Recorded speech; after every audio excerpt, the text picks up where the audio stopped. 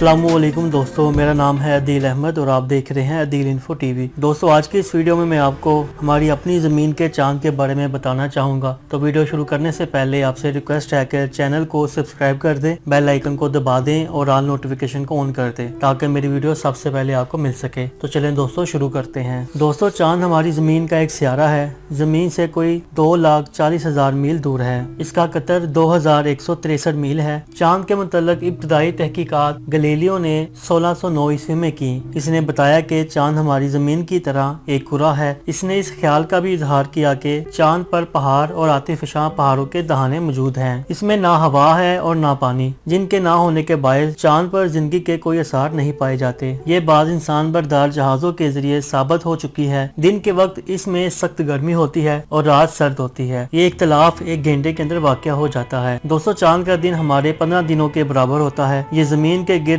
29 या 30 दिन में अपना एक चक्कर पूरा करता है। चांद का मदार जमीन के इर्द गिर्द बढ़ रहा है, यानी औसत फासला जमीन से बढ़ रहा है। कमरी और इस्लामी महीने इसी के तुलू गुरूब से मुर्तब होते हैं। दोस्तों, चांद हमें रात को सिर्फ थोड़ी रोशनी ही नहीं देता, बल्कि इसकी कशिश से समंदर में मद्दो जज़र भी पैदा होता है। साइंसदान वहाँ से लाई गई मिट्टी से इस नतीजे पर पहुँचे हैं कि चांद की अर्जियात जमीन की अर्जियात के मुकाबले में ज्यादा सादा है। नीज चांद की परत तकरीबन मील मोटी है और ये एक नया पत्थर अनास्ट्रोसाइट से मिलकर बनी है। दोस्तों, चांद की हियत के मुतालिक मुख्तलिफ नजरियात हैं। एक ख्याल ये है कि ये एक सियारा था जो चलते चलते जमीन के करीब भटक आया और जमीन की कशिश शकल ने इसे अपने मदार में डाल लिया। ये नजरिया खासा मकबूल रहा, मगर साइंसदानों ने इतराज किया है कि ऐसा मुमकिन होने के लिए चांद को एक खास सिमतार से जमीन के करीब एक खास रास्ते ट्रेजेक्टरी पर आना जरूरी होगा, जिसका इम्कान बहुत ही कम है। मौजूदा दौर में साइंसदानों का ख्याल है कि 4.6 बिलियन साल पहले एक दुमदार सितारा जोरदार धमाके से जमीन से टकराया, जिससे दुमदार सितारा और जमीन का बहुत सा मादा तब्दील होकर जमीन से निकल गया। आहिस्ता आहिस्ता यह मादा जमीन के मदार में गर्दिश करते हुए इकट्ठा होकर चांद बन गया। पानी और ऐसे अनासर जो आसानी से उड़ सकते थे निकल गए और बाकी अंसर चांद का हिस्सा बने। इस नजरिया की तस्दीक इस बात से भी होती है कि चांद की कसाफत जमीन की ऊपर वाली मिट्टी की पट्टियों की कसाफत के तकरीबन बराबर है और इसमें लोहे की मकदार बहुत कम है, क्योंकि दुमदार सितारा का आहनी हिस्सा जमीन में दंस गया था, जो जमीन का आहनी गोदा बना। दोस्तों, 20 जुलाई 1969 ईस्वी को नील आर्मस्ट्रांग वो पहले इंसान थे जिनके कदम चांद पर पड़े। आम नजरिया ये है कि यह जमीन से जुदा हुआ है। चांद पर हवा और पानी नहीं है और ना ही वहाँ सब्जा वगैरह है। चांद पर सबसे पहले अपोलो 2 उतारा गया। इसकी सर जमीन से जो नमूने इकट्ठे किए गए, इनके मुताले से पता चला है कि इनमें कसीर मकदार में लोहा, टाइटेनियम, क्रोमियम और दूसरी भारी धातें पाई जाती हैं। दोस्तों, अमेरिका 2020 ईस्वी तक चांद के जनूबी कुतब पर एक कॉलोनी के क्याम का इरादा रखता है। नासा के मुताबिक इसका मकसद निजाम शमसी के बारे में दरियाफ्तों की गर्ज से मजीद इंसान बरदार मिशन रवाना करना है। 1972 ईस्वी के बाद ये किसी इंसान को चांद की सतह पर भेजने का पहला मंसूबा है। कौमी हवाई और खलाई इंतजामिया NASA ने कहा है कि ये तवील मुद्दती मंसूबा दुनिया के 14 खलाई इदारों की मुश्तरका कोशिशों का नतीजा है। दोस्तों, चांद की कशिश शकल ग्रेविटेशनल फोर्स जमीन की निस्बत 6 गुना कम है। 14 दिनों में सूरज इस पर चमकता है तो इसका दर्जा हरारत 120 डिग्री फ़ारेनहाइट पर जा पहुंचता है। दोस्तों, जमीन से हमें हमेशा चांद का एक ही रुख नजर आता है। इसकी वजह यह है कि चांद की महवरी गर्दिश और चांद के जमीन के इर्द गिर्द गर्दिश का दौरानिया एक ही है। हमें जमीन से किसी एक वक्त में चांद का तकरीबन 41% हिस्सा नजर आता है अगर चांद पूरा हो तो,